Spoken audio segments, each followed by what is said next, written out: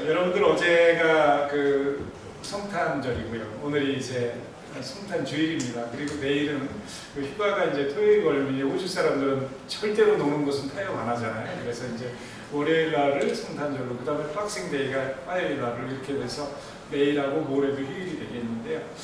여러분 어떻습니까? 저는 또 박싱데이가 뭔지 잘 몰랐습니다. 그래서 박싱데이가 뭐 이렇게 싸우는 건 줄 알고 맨 처음에 이렇게 그런 생각도 하고 그랬는데 아마 선물을 포장을 뜯는 날이 아닌가 이런 생각이 들어요. 그래서 저도 이제 요만한 조그만 성탄 트리를 집에 이렇게 만들어 놓고 손자들이 있다 보니까 그런 일을 하게 되더라고요. 그래서 만들어 놓고 거기에다가 뭐 이런저런 거 작지만 가족끼리 한두 가지 선물을 놓고 이렇게 그거를 이제 펼치는 예식을 행했습니다. 그래서 했는데 여러 가지가 있지만 우리 그 아이 이누 2살짜리는 세상에 못 보던 맛을 본 거예요. 이 밖에 나가면 초콜릿 맛을 본 거예요. 그래서 이 초콜릿 박스에 그냥 확 꽂혀가지고 다른 선물은 안중에 없더라고요.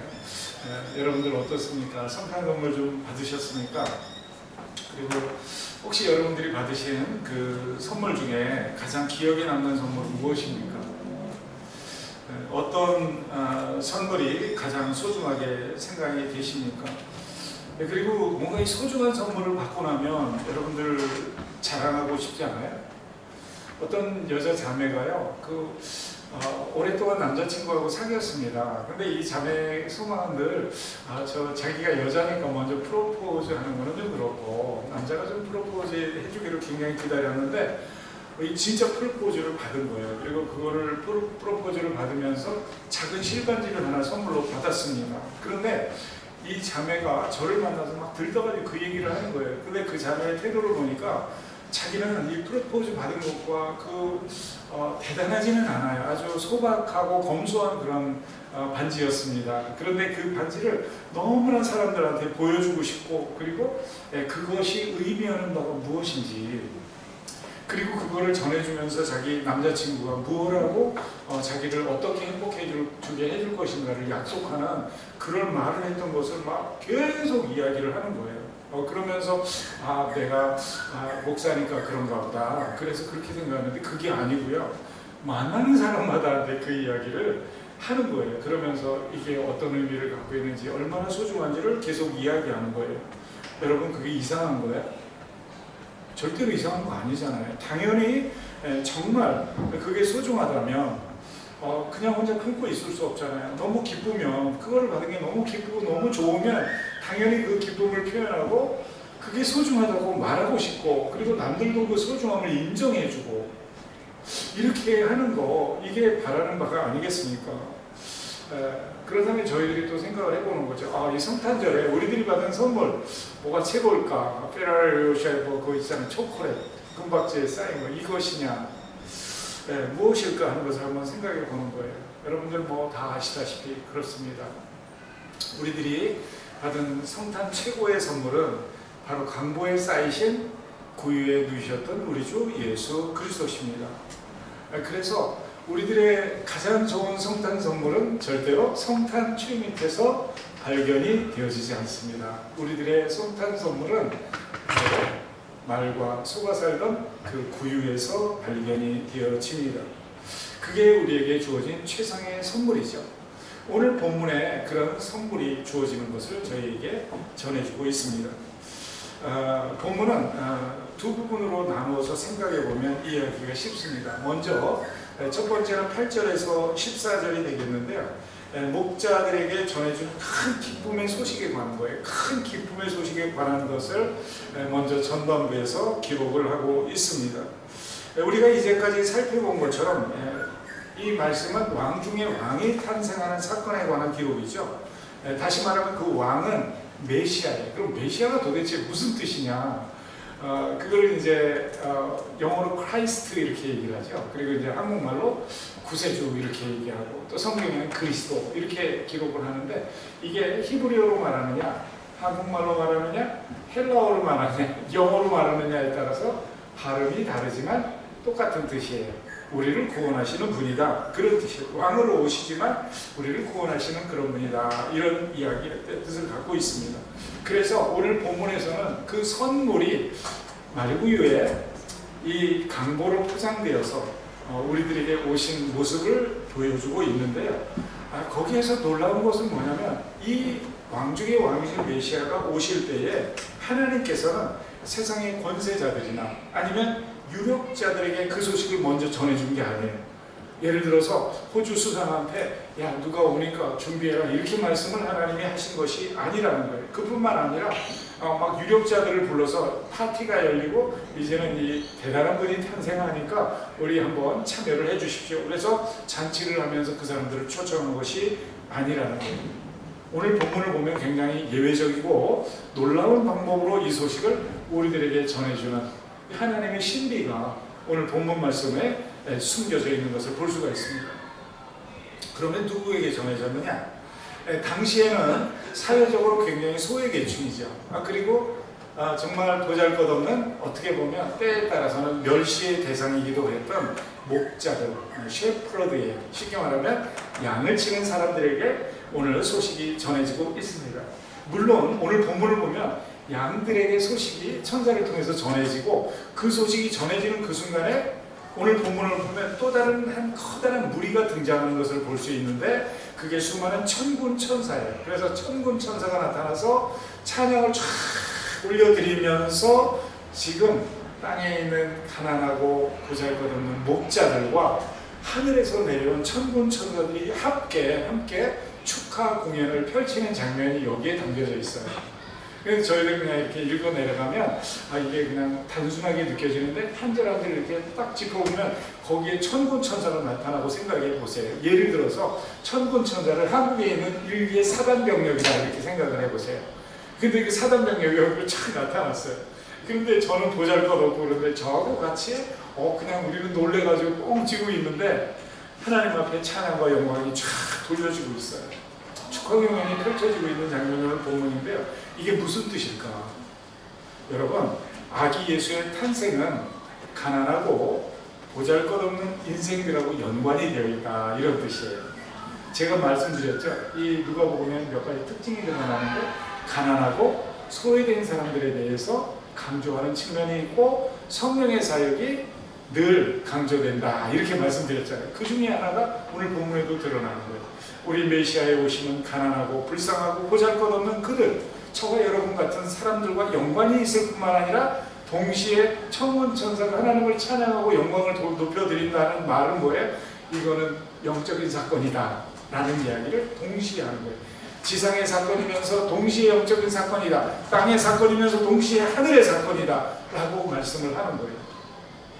그래서 오늘 본문은 사실은 이 지상과 하늘의 세계가 연결되는 장면이다 이렇게 보셔도 전혀 틀린 말이 아니에요.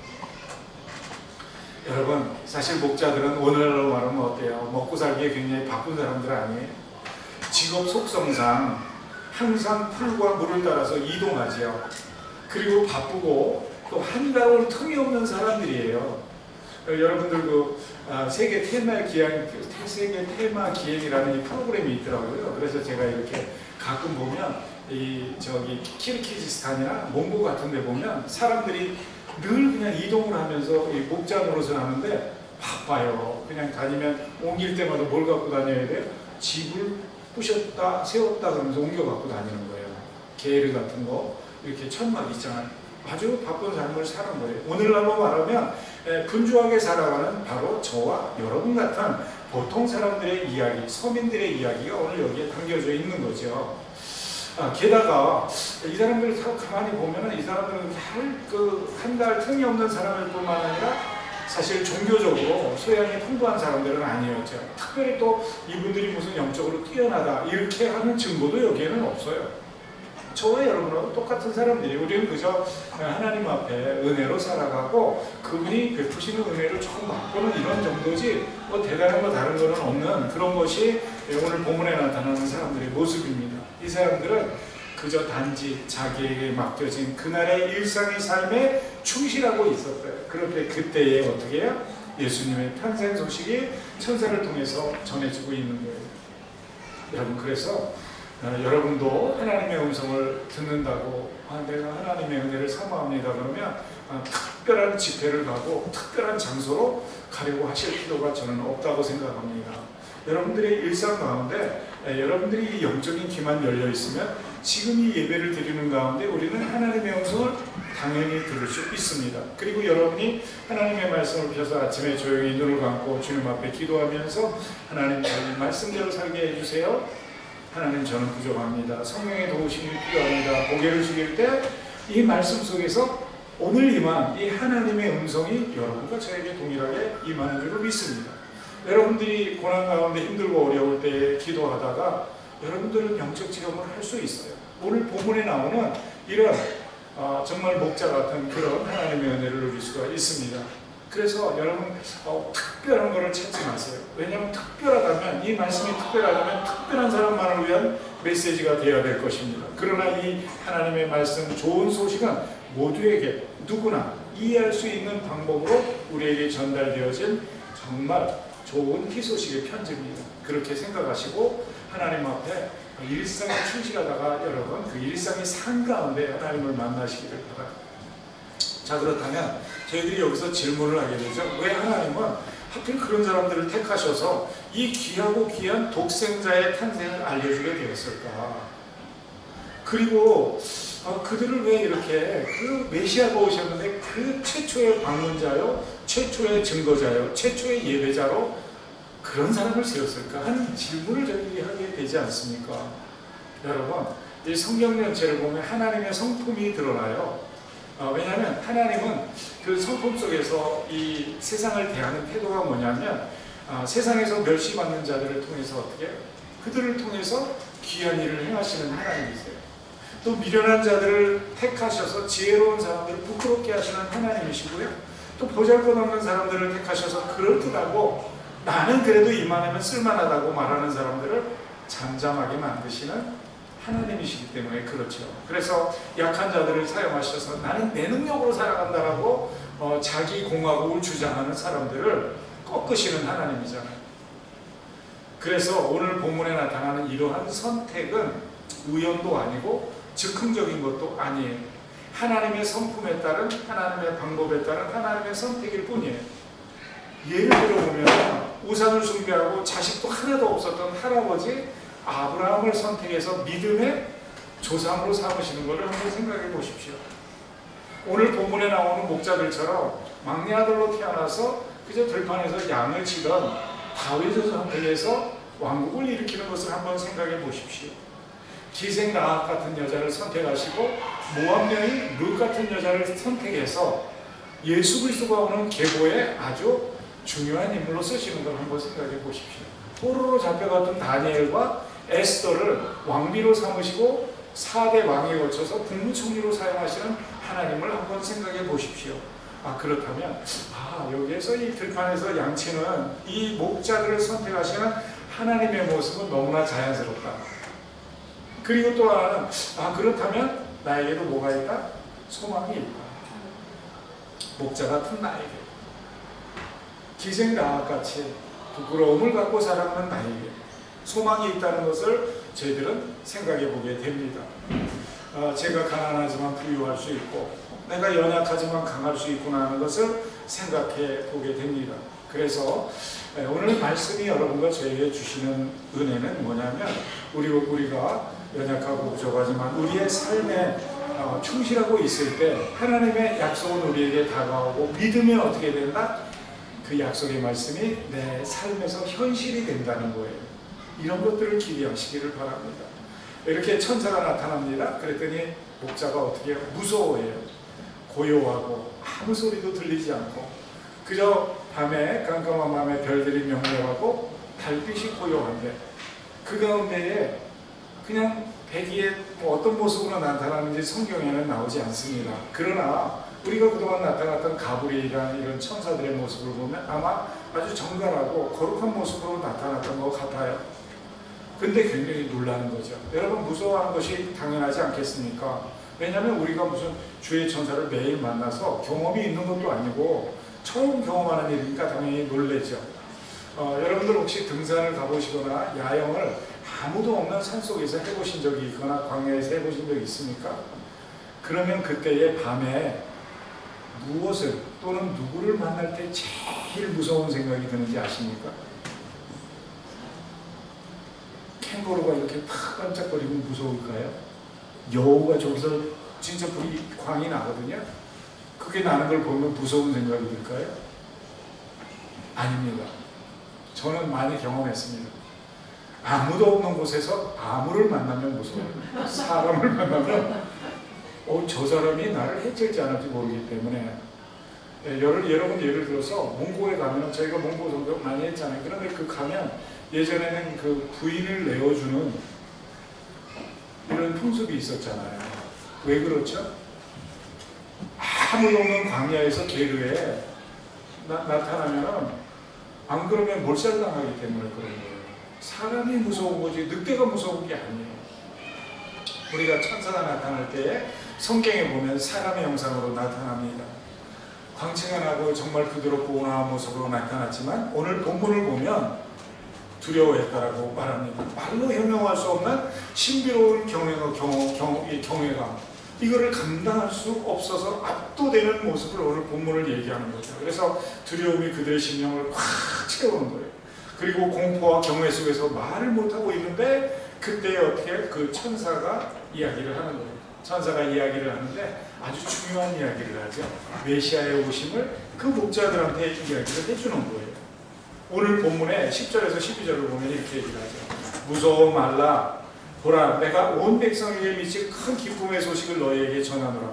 오늘 다윗의 동네에 너희를 위하여 구주가 나셨으니, 메시아가 났으니 곧 그리스도 주시니라. 너희가 가서 강보에 쌓여 구유에 누여 있는 아기를 보리니 이것이 너희에게 표적이니라. 이렇게 얘기해요. 여러분, 요 천사가 하는 말 속에는 내용이 세 가지가 담겨져 있어요. 첫 번째는 뭐냐면 먼저 놀라고 있는 그들을 안심시키는 거예요. 그 말이 뭐죠? 두려워하지 말아라. 이렇게 안심을 시키는 게 첫 번째 내용이에요.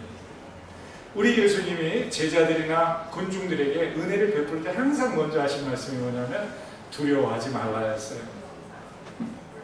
성경에 제일 많이 나오는 말씀 중에 하나가 뭐냐면 두려워하지 말라는 말씀인데, 그 말씀이 신기하게도 몇 번 나오는지 아시는 분 혹시 계세요? 네, 아시는데 설교하고 있는데 소리 질러서 대답하기가 좀 그렇죠. 365번 나와요. 그러니까 매일 어떻게 우리는 사실 겁나는 일이 있고요. 매일 우리는 두려울 수 있다는 거예요.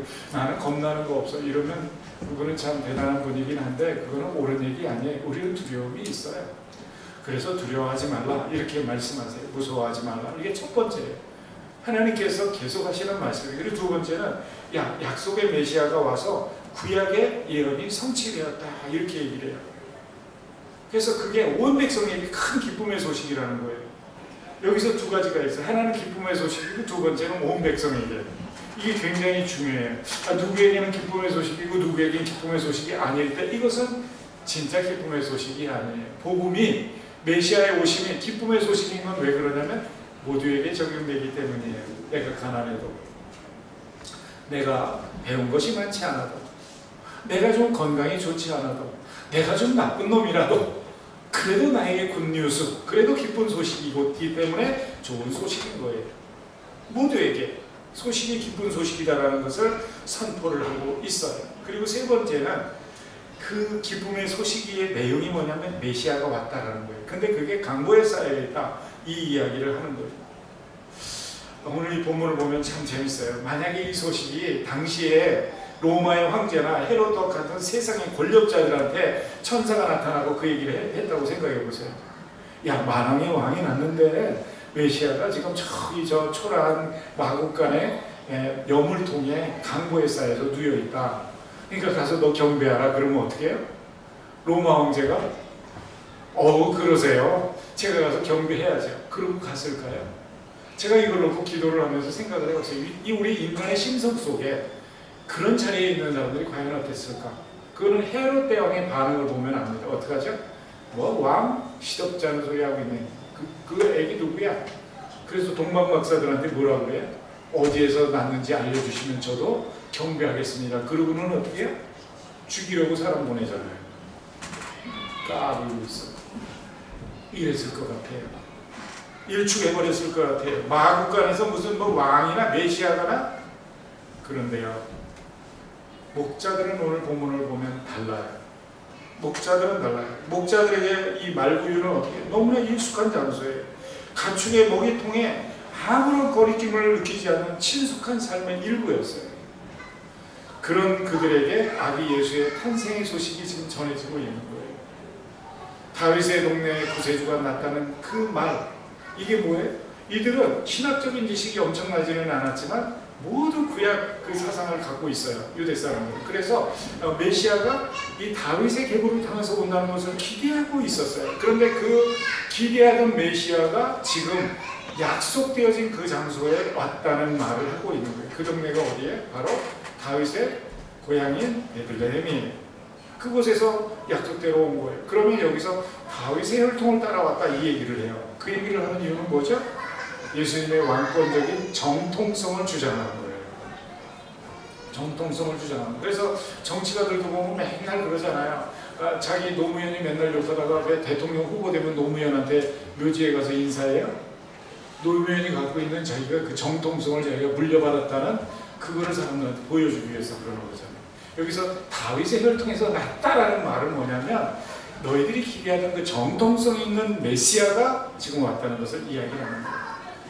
이런 이제 천사의 선포가 있죠. 어떻게?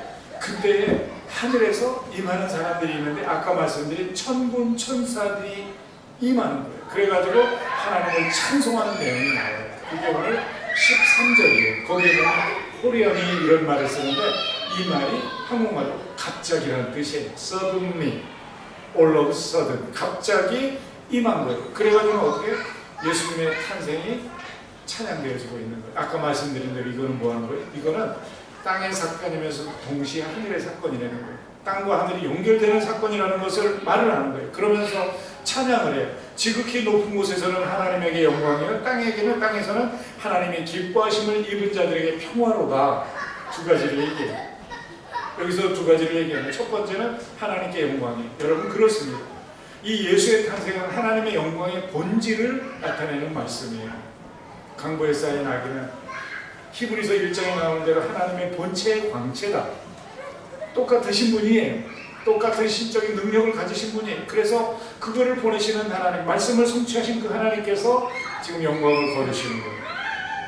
그래서 그분에게 영광이 돌려지는 거예요. 하나님께는 영광인 거예요. 이 마지막 날에 아들을 통해서 우리에게 말씀하셨으니 이는 하나님의 영광의 광채여 그 본체의 형상이라. 하나님의 영광이 쫙 돌려지는 거예요. 하늘의 사건이라는 게. 두 번째는 사람들 가운데 임하는 땅의 평화예요. 여러분, 예수님의 탄생은 이 땅에 평화를 가져오는 사건이에요. 그러면 왜 이 땅에 평화가 없느냐 이렇게 말씀하시는 분 계시더라고요. 그건 왜 그러냐면 예수님은 평화의 왕을 오셔서 평화를 주셨는데 사람의 죄악이 어떻게? 평화를 거부하는 거예요. 여러분, 예수님이 싸우라고 그랬어요? 예수님이 전쟁하라고 그랬어요? 미사일 만들라고 그랬어요? 예수님이 무슨 파괴하라고 그랬어요? 그런 거 아니거든요. 절대로 그러지 말라고 그랬어요. 원수 가지고 사랑하라고 그랬어요. 사랑하라고 그랬어요. 단지 죄악이 지배하는 우리 인간이 그것을 거역하고 따르지 않을 뿐이죠. 하나님이 우리에게 평화를 가져오셨어요. 그래서 우리는 착한 마음을 갖는다고 해서 평화를 누리는 게 아니에요. 내가 착하다고 해서. 그런 것이 아니고요.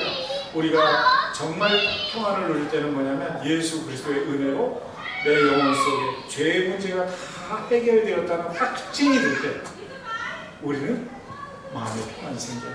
그리고 그 죄의 결과인 사망의 권세를 내가 이겼다는 확신, 이 두 가지 때문에 예수님이 오셨잖아요.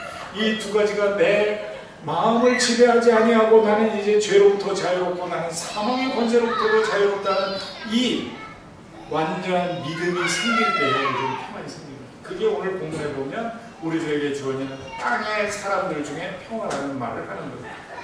저는 여러분이 이 성탄의 계절에 예수님을 묵상하면서 여러분 속에 이런 참된 평화가 임하시기를 예수님의 이름으로 축원합니다. 그리고 혹시라도 마음속에 평안이 사라지고 힘들 때마다 이 사건을 묵상하십시오. 그리고 평안을 회복하시고 매일 행복한 삶을 사시기를 간절히 소망합니다. 이게 첫 번째 단락이고요. 두 번째는 15절에서 20절이에요. 이렇게 이제 하나님께 찬양을 드리던 천군천사들이 어떻게 또 다 퇴장을 해요, 무대에서. 그래서 하늘로 올라갑니다. 그랬더니 목자들이 이야기를 하는 거예요. 여러분, 영적인 체험을 하고 나면 어떻게 돼요? 견딜 수가 없어요. 그래가지고 기도원 가서 방언 받은 사람하고 뭐 방언 자기 받았다고 얘기하고요. 뭐 은혜 받은 사람 은혜 받았다고 그러고 전도를 갑자기 안 하는 사람이 전도를 하고 다니고요. 막 그래요. 왜 그러냐면 은혜를 체험했기 때문에 그런 거예요. 잠잠할 수가 없는 거죠. 기쁜 소식에 접한 사람은 잠잠할 수가 없어요. 아까 제가 말씀드린 그 프로포즈 받고 실반지 받은 자매처럼 그냥 전해야 되는 거예요. 말을 해야 되는 거예요. 그래서 오늘 본문을 보면 천사가 말한 대로 어떻게 가서 예루살렘으로 가라 그랬는데 정말로 즉시 순종해서 가는 것을 볼 수가 있어요. 그래서 이제 우리 베들레헴으로 가서 주께서 우리에게 알리신 바 이루어진 일을 우리가 좀 보자. 이렇게 자기들끼리 얘기를 하는 거예요. 15절에 목자들이 서로 주고받는 말이에요. 그리고는 목자들이 어떻게 거기에 가서 달려가는 거예요. 자기들이 경험한 영적 사건을 그저 놀랍고 신기한 일이네 그러고 무시하고 지나가면 여러분에게 영적 사건 절대 일어나지 않아요.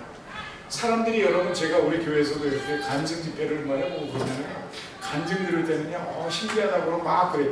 여러분 신기해하는 것이 은혜 받은 것이 아니라는 거 기억하십시오.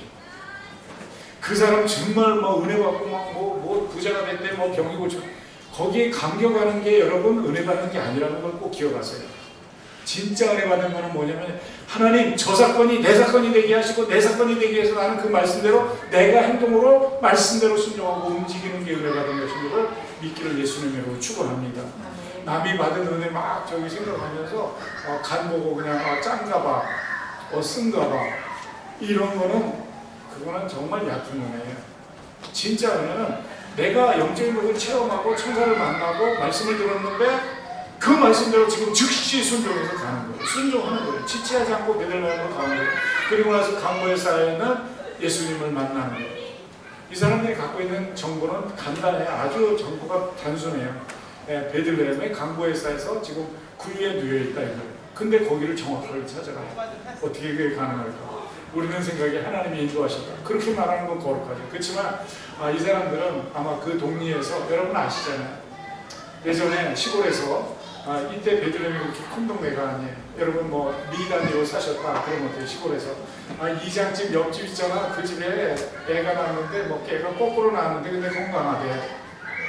누구 집에 라디오를 놨대. 그래가지고 옛날에는 저희 동네는 라디오 한 대 들어요. 동네 사람들이 다 들었거든요. 스피커로. 그러면 뭐 그런 거 다 아는 것처럼 쉽게 가는 거죠. 이들은 그렇게 찾아가는 거죠. 여러분 말씀이 임하면 믿고 행동으로 실천하는 믿음이 중요합니다. 그때 목자들은 어떻게 메시아의 영광을 경험하는 최초의 사람들이 되는 거예요. 메시아를 경배하는 예배자가 되는 거예요.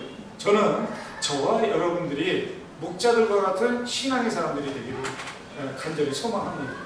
여러분 우리가 왜 이게 잘 안 되냐면요 내 생각이 많아서 그래요. 순종하지 않으려고 그래서 그렇지 하나님의 말씀을 순종하면 뭐든지 다 쉬워요. 선교자가 되라고 그래 선교사 돼버리면 되는 거고요. 하나님 앞에 헌신하고 헌신하면 되는 건데 너무 내가 계산을 많이 하니까 아무것도 내 속에서는 역사가 일어나질 않아요.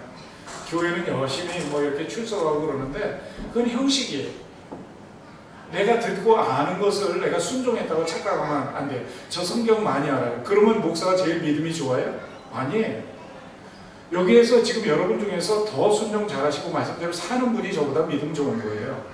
목사라서 목사야 당연히 이것만 공부하고 있으니까 잘 알죠. 그럼 믿음이 좋아요? 그거 아니에요.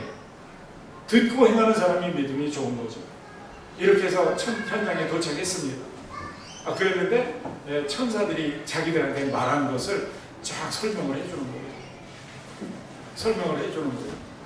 그러니까 부모님을 이렇게 만나게 되고 거기서 얘기하죠. 정말 놀라운 거죠. 이 부모님들도 그리고 그 주변에 몇 사람이 모여 있었던 것 같아요. 정말 놀라운 사건 아니에요? 아니 지금 아기가 태어났다고 들판에다가 누구 전가를 보낸 것도 아니고요. 아니 편지를 쓴 것도 아니고 요즘처럼 카톡이 있어가지고 카톡으로 카톡 그러면서 올려가지고 아기 낳았다고 전한 것도 아닌데 이 사람들이 온 거예요. 이거 놀라운 사건 아니에요? 여러분 이야기는 구세주고 그리고 이 소식을 들은 이들은 그 구세주를 만나러 간 거예요. 그래서 이 소식을 사람들에게 이야기를 하는 거예요. 어떤 일이 있었는지를 이야기를 하니까 사람들이 다 어떻게 그냥 건너와서 들었던 것 같아요. 근데 오늘 본문을 보면 19절을 보면 이 모든 말을 누구는 마음에 새겼다? 마리아는 마음에 새긴다. 이렇게 얘기를 해요. 여러분, 영적 체험을 깊이 한 마리아는 영적인 이야기를 들을 때 귀가 열리고 마음이 열리는 거예요. 영적인 체험의 유익을 아는 사람은 영적인 이야기를 들으면 마음이 자꾸 열려요. 그래서 솔깃해요. 그 얘기를 듣고 싶어요. 근데 안 그런 사람들은 어떠냐면요, 이게 아직 열리지 않은 사람은 그러면 귀찮아요. 싫어요.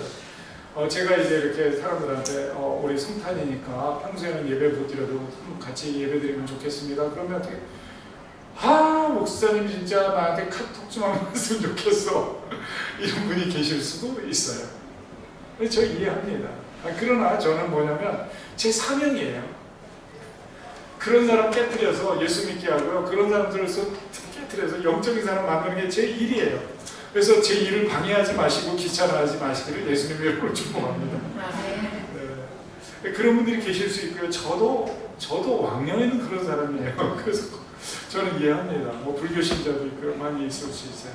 어쨌거나 그런 소식이 들리자 마음에 새기는 거예요. 영적인 경험을 해본 사람은 영적인 일에 굉장히 민감해요. 그리고 그 영적인 비밀이 얼마나 소중한지를 알아요. 알면은 어떡하죠? 그 소중하다는 걸 알면 확 붙잡는 거예요. 아니, 아까 그 아가씨가 실만이 가지고 저기 자기 지금 프로포즈 받았는데 이게 얼마나 소중한 반지인지, 이거는 나는 다이아몬드 50카rat짜리를 해줘도 안 바꿀 거라고 얘기를 해요. 그러면서 소중하다고 말해요. 그거는 사실이죠.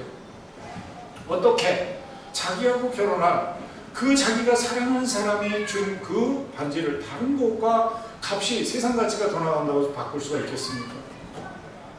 아니잖아요. 정말 마음에 품어야 되는 것은 그 실반지에 담겨있는 의미 아니에요. 거기에 담겨있는 그 자기를 향한 사랑 아니에요. 여러분 마찬가지예요. 오늘 이 본문에서 이 이야기를 들으면서 그 누구도 이해를 못하지만 성령의 은혜로 인해서 이 아기를 잉태하고 가브리엘 천사를 만나서 이제는 아기를 낳고 그 아기 이름까지 받았던 마리아는 아는 거예요. 무엇이 소중한지를 아는 거예요. 요즘 그런 얘기 사람들이 많이 하더라고요. 무엇이 중요한지 그런 얘기를 많이 합니다. 여러분, 무엇이 소중한지를 알고 거기에 초점을 맞추고 그것을 마음에 품을 줄 아는 거 굉장히 중요해요. 우리 제가 어떤 청년하고 얘기하면서 그런 얘기를 들었는데, 무엇이 소중한지를 모르고 헛다리를 짚고 사는 청년들이 많다. 가슴 아픈 일이죠. 그래서 무엇이 소중한지만 크고 짚어낼 줄 아는 청년이면요, 소망이 있어요. 근데 요거를 못 짚는 애들이 있어요. 그래가지고 엉뚱한 짓만 하고 열심을 내면 단 줄 알아요. 열심을 내는 거는 좋은 일이에요. 그러나 방향이 중요해요. 무엇을 내면 열심히 굉장히 중요하죠. 교회 와서 열심히 하는 건 중요한 일이에요. 그러나 보배로 잡는 그 예수가 만약에 우리 속에 없다면 우리는 잘못 짚은 거예요. 오늘 이 본문에도 마찬가지예요. 하나님이 주시는 그 자기가 낳은 그 아기에 관한 그 세상을 향한 온 백성을 향한 기쁨의 소식이라고 말합니다. 이 얘기를 들으면서 어떻게 해요? 이 모든 일을 마음에 새기어 생각하는 여러분 속에 이렇게 하나님의 거룩한 것들이 들어오고 마음이 지배당하는 그런 은혜가 이 성탄의 계절에 여러분 모두에게 있으시기를 바랍니다. 굉장히 중요하죠. 이렇게 이제 아기 예수님을 방문한 목자들이 어떻게 하나님을 찬양합니다. 천사들이 전해준 말이 그대로 현실인 것을 발견하는 순간 아마 소름 돋는 어떤 느낌을 받았어요. 와, 천사들을 만나고 환상을 본 건가? 이랬는데 정말 그 말씀을 순종해서 와서 보니까 강보에 쌓인 아이가 있는 거예요.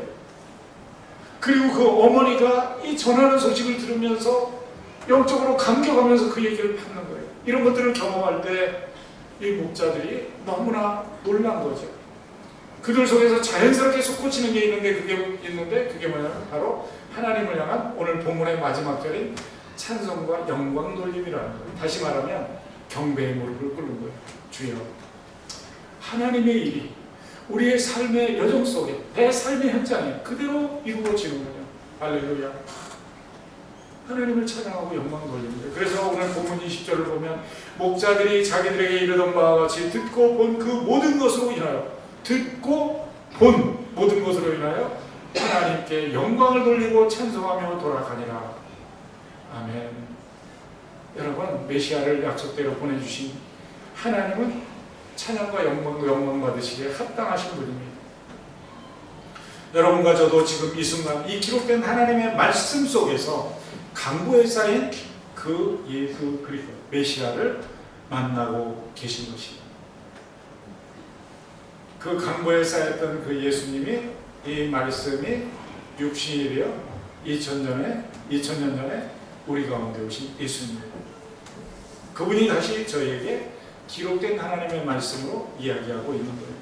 저는 목자들이 받았던 감동과 순종이 여러분들에게도 저에게도 있기를 간절히 소망합니다. 그들이 예수님의 탄생을 목격하며 하나님을 찬양하고 영광을 올려드린 것처럼 저와 여러분이 하나님의 영광을 드러내고 그분을 찬송하는 삶을 살 수 있기를 바랍니다. 그리고 목자들의 증언을 통해서 이 복음이 오늘 저에게 전달된 것처럼 이 아기 예수, 이 메시아의 신비를 여러분들이 이 예수님을 알지 못하는 분들에게 전달해서 그분들도 저와 여러분처럼, 그리고 이 목자들처럼 예수 그리스도를 통해서 우리에게 주어진 기쁨의 소식의 주인공들이 될 수 있도록 이 아기 예수를 전하는 여러분 모두가 되시기를 예수님의 이름으로 축복합니다. 아멘.